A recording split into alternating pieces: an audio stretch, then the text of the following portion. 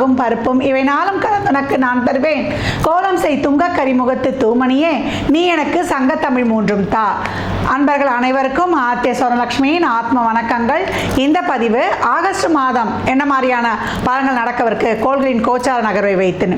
இந்த மாதம் சூரியன் கேதுவோட இணையறதுனால அனைவருமே ஏற்கனவே நம்ம சூரிய நமஸ்காரம் பண்ணணும். இந்த காலகட்டம் சூரியன் கேதுவோட, அதுவும் கேது நட்சத்திரத்திலே பயணிப்பார். அதற்கு பின்னாடி அதோடு போய் நம்மளுக்கு இணையக்கூடிய வாய்ப்பும் கொஞ்சம் நெருங்கி போவார் இல்லையா.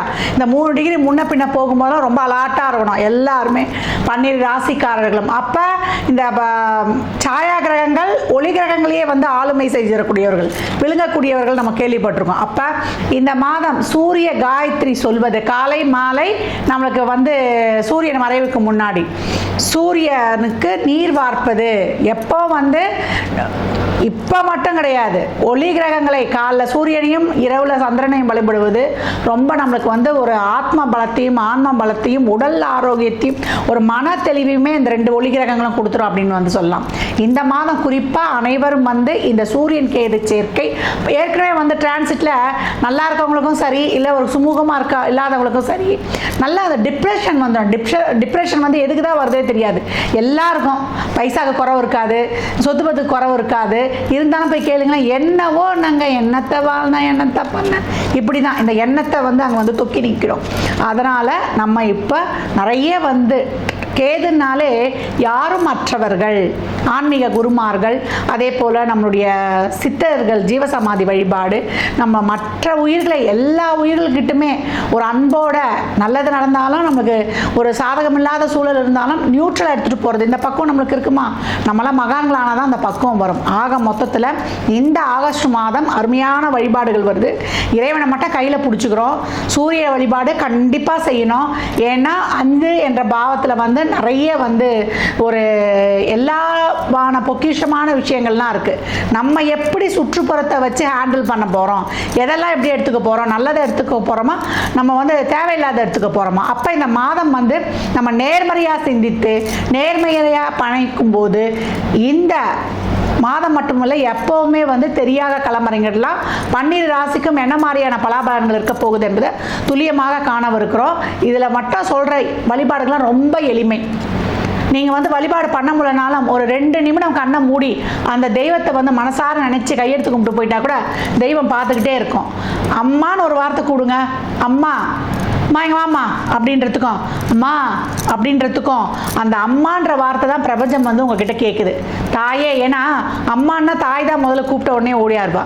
அப்போ இந்த சூரியன் சிறப்பாக இயங்குவதற்கு நம்முடைய லலிதாம்பாள் இருக்கிறார்.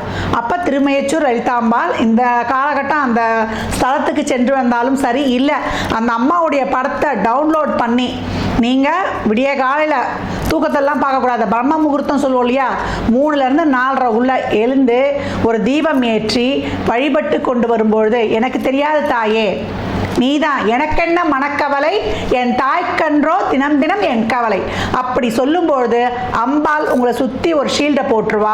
இந்த ஆகஸ்ட் மாதம் அதிரடியான திருப்பங்களையும் மாற்றங்களையும் கண்கூடாக காணலாம். ஆரம்பத்திலே உங்களுக்கு வழிபாடு சொல்லியிருக்கிறேன், இது பொதுவான வழிபாடு. இன்னும் உங்கள் ராசிக்குள்ளே போகும்பொழுது என்ன மாதிரியான வழிபாடுகளை பின்பற்றி உங்கள் வாழ்வை வளமாக்கிக் கொள்ளலாம் என்பதை நம்ம அருமையாக காணலாம். விருச்சிக ராசி விருச்சிக லக்னத்திற்கான பலன்களை காணவிருக்கிறோம். இந்த ஆகஸ்ட் மாதம் எப்படி தாமா நாங்கள் கடந்து வரப்போகிறோம் அப்படின்னு கேட்குறவங்களுக்கு, ஏன்னா நிறைய இன்னல்களுக்கு ஏற்கனவே அர்த்தாஷ்டம சனி போய் இப்போ அர்த்தாஷ்டம ராகு ஒன்றுமே எங்களுக்கு பிடிபடல. குடும்பத்தில் டே டு டே லைஃப் பிரச்சனை, வீட்டுக்கு ஏன் போகிறோம், தொழில் செய்கிற இடத்துல அதுக்கு மேலே ப்ரெஷர்மா, ஒர்க் ப்ரெஷரு. நாங்கள் நினைக்கிறோம் வேலையில் ஒரு பிடிச்ச மாதிரி வேலை கிடைக்கணும்னு, ஆனால் நாங்கள் பிடிச்ச வேலையே இல்லை, எங்களுடைய சூழலுக்கு ஜீவனன் வரணுமே, அதனால் நாங்கள் ஒரு வேலைன்னு ஒரு பேருக்கு போய்கிட்டு இருக்கோம் அப்படின்னு ரொம்ப மன கஷ்டப்படக்கூடியவர்கள், வேலை செய்கிற இடத்துல மேலதிகாரி உடன் பணி புரிபவர்கள் மட்டும் இல்லாமல் அனைவரையுமே அனுசரித்து செல்லக்கூடிய ஒரு சூழலாக இருக்குது. தொழிலை நாங்கள் பிடிச்சிக்கிறோம், கிடைச்ச வேலையை நாங்கள் பிடிச்சி செய்கிற மாதிரி இருக்குது. இந்த காலகட்டம் நீங்கள் எந்த எதிர்பார்ப்பும் வைக்க வேண்டாம். உங்களுக்கு நடக்கிறதுலாம் இந்த ஒரு வேலைக்கு போகிறீங்கன்னா கூட அதற்கான ஒரு உழைப்பையும் உத்வேகத்தையும் போடுங்க. பின் வரக்கூடிய இதிலே ஒரு அனுபவம் கிடைக்கும். அப்போ நிறைய மாற்றங்கள் உங்களுக்காகவே காத்து கொண்டிருக்குது அப்படின்னு சொல்லலாம். இந்த மாதத்தை பொறுத்த வரைக்கும் உங்களுக்கு எங்களுக்கு நன்மை நடக்குமா, எங்களுக்கு தேவையில்லாத நடக்குமா அப்படின்னு கேட்குறத விட கேஷுவலாக பயணித்து வந்துடலாம். வந்துடலாம். உங்களுக்கு எந்த ஒரு பிரச்சனையும் இல்லாத ஒரு நல்ல மந்த்து அப்படின்னு வந்து சொல்லிடலாம். ஒரு ஹையர் பொசிஷனில் இருக்கிறீங்க, ஒரு யூனிஃபார்ம் போட்ட ஃபீல்டில் இருக்கிறீங்க அப்படின்னா இதில் வந்து ஒரு ஹையர் பொசிஷன்ஸு என்னென்னா ஒரு இராணுவத்துலேயோ இல்லை ஒரு போலீஸ்லேயோ இல்லை ஒரு நிறுவனமாக இருந்தால் அதில் வந்து ஒரு ஹெச்ஆராக இருக்கிறது, நம்ம வந்து ஒரு எம்டியாக இருக்கிறது, இந்த மாதிரி இருக்கிறவங்களாம் ரொம்ப அவசரப்பட்டு முடிவெடுக்காமல் பொறுமையாக இருக்கணும். ஏன்னா இந்த காலகட்டம் வந்து நம்ம செய்கிற தப்பாக கூட முடிவெடுக்கக்கூடிய வாய்ப்பு இருக்குது.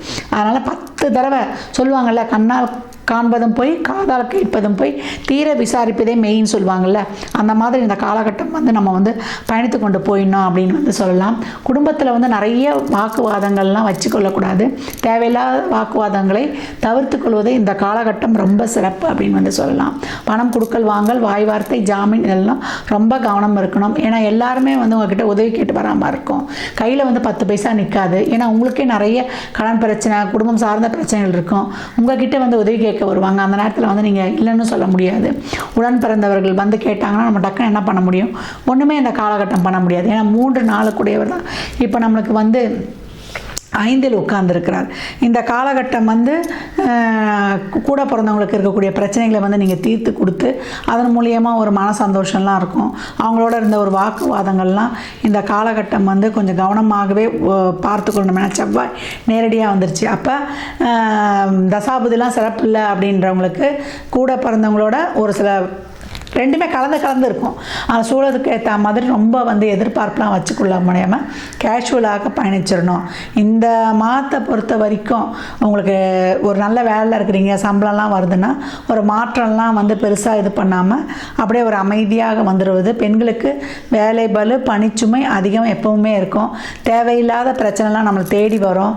தேவையில்லாத சொல்லலாம் நம்ம கேட்க வேண்டியதாக இருக்கும். அதெல்லாம் பெருசாக மண்டைக்கும் மனசுக்கும் ஏற்றுக்கொள்ளக்கூடாது. இந்த காலகட்டம் வந்து உடல் ஆரோக்கியத்தில் ரொம்ப கவனம் தேவை. சின்ன உடல் உபாதையம் தான், பேக் பெயின், உஷ்ணக்கட்டி, உஷ்ணத்தால் வந்து ஒரு அடிவயிறு சூட்டு வலி பிடிச்சி இழுக்கிறது, அதே போல் கொப்பளங்கள் வருவது. ஒரு சிலருக்கு இந்த காலகட்டம் வந்து சூட்டால் சளி பிடிக்கும் இல்லையா, அதெல்லாம் இருக்கிறது.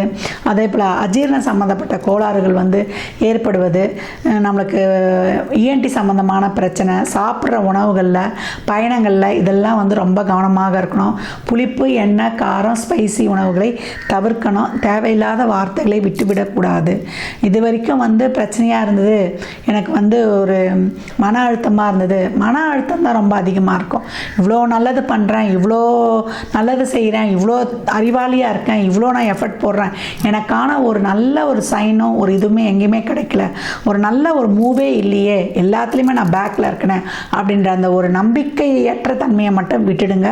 உங்களுக்கு எல்லாமே நல்லது நடக்கும். ஏன்னா உங்களை பொறுத்த வரைக்கும் இந்த ஆசி அதிபதி இது வரைக்கும் கேதுவோட இருந்து நிறைய குழப்பம், ஸ்ட்ரெஸ்ஸு, ஒரு எமோஷ்னல் இன்பேலன்ஸு, ஆக்சுலேஷன் மைண்டு, ஒரு விரக்தி, ஒரு கான்சன்ட்ரேஷன் இல்லாமல், ஒரு ஃபோக்கஸ் இல்லாமல் இருந்தவங்களுக்கு இப்போ செவ்வாய் வந்து நகர்ந்து வந்து சனியுடைய பார்வையில் இருக்கார். சந்தேகத்தை மட்டும் தீர்த்துடுங்க.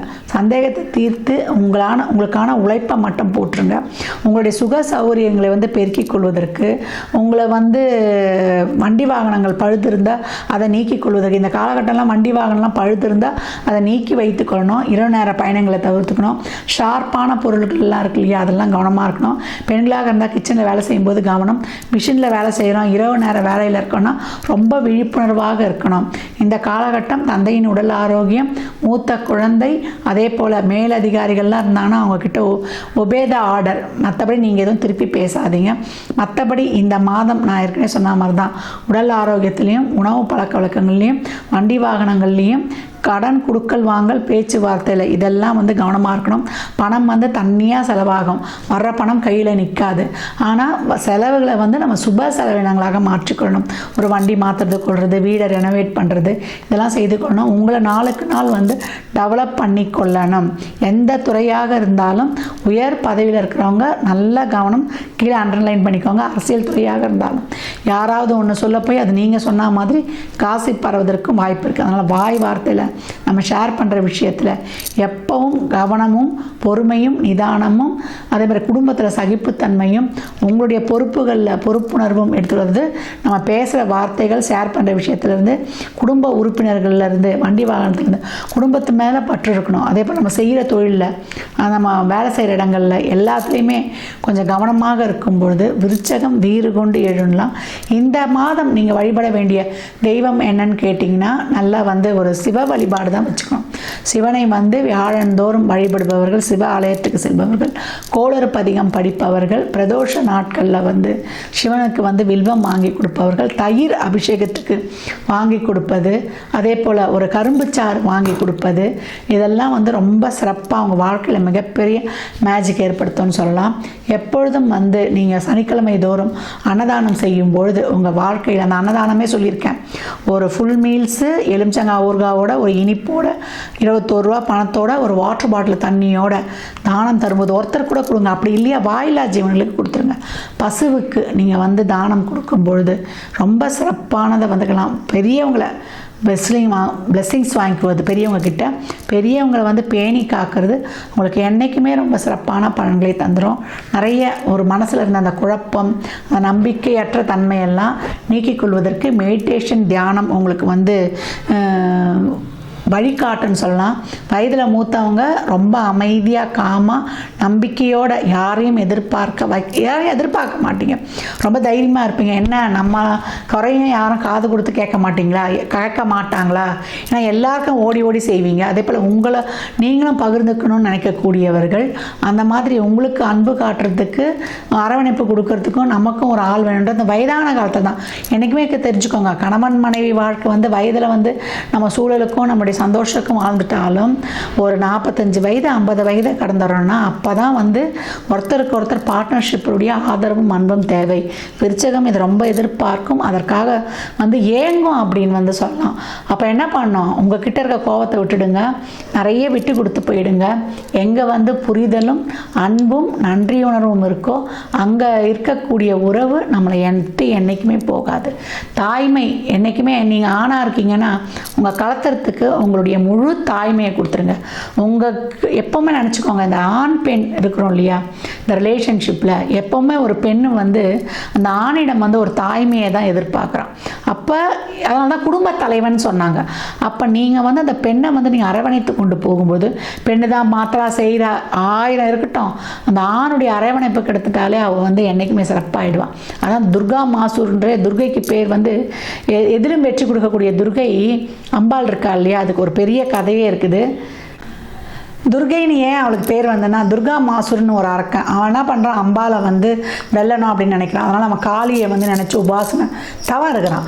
காளி வந்து தோன்றான், என்ன வேணும்னா நான் வந்து அம்பாலை ஜெயிக்கணும்னு எனக்கு வழி சொல்லுன்னா, அம்பாலை வந்து யாருமே சக்தியை வந்து ஜெயிக்கவே முடியாதுன்னு, இல்லை நான் ஜெயிச்சு அவனு அவன் என்ன பண்ணான், கையை காலை எல்லாத்தையும் வெட்டி போடுறான். அவள் என்ன பண்ணுறான், நம்மளை நோக்கி தமிழ் இருக்கிறானே, நான் பக்தன் இப்படி சித்திரவதைப்படுத்திக்கிறானே அப்படின்னு சொல்லிட்டு, சரி அவளை வந்து நீ பேசு, அவளை வந்து நீ எவ்வளோக்கு எவ்வளோ தரக்குறைவாக பேசுகிறியோ அவள் வந்து இழந்துருவா அவள் சக்தியை அப்படின்னு சொல்லிடுறான். அப்போ என்ன பண்ணுறா, அம்பாள் வரா, இவன் முன்னாடி வந்து விஸ்வரூபம் எடுத்து நிற்கிறான். இவன் வாய்க்கு வந்தபடிலாம் பேசுகிறான். பேச என்னன்றான், அவள் விஸ்வரூபம் எடுத்தவா அப்படியே நிற்கிறா, ஒன்றுமே இல்லாமல் அப்படியே குறைந்து கொண்டே வரா. இதை பார்க்குறாரு சிவன், வேகமாக வந்து சக்தின்னு ஒரு குரல் கொடுக்குறார். திரும்பி அப்படியே உயிர்ப்பித்து வரா அம்பா. அப்போ எந்த அளவுக்கு இருக்குது பாருங்கள்.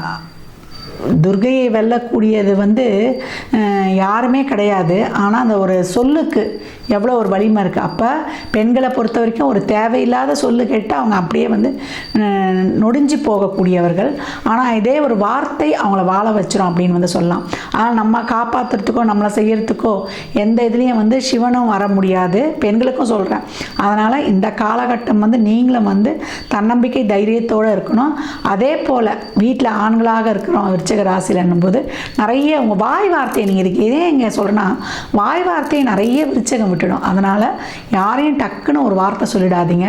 ஏன்னா உங்களுடைய மனைவி உங்கள் மேலே அதீத பாசமும் அன்பும் கொண்டவர்கள்.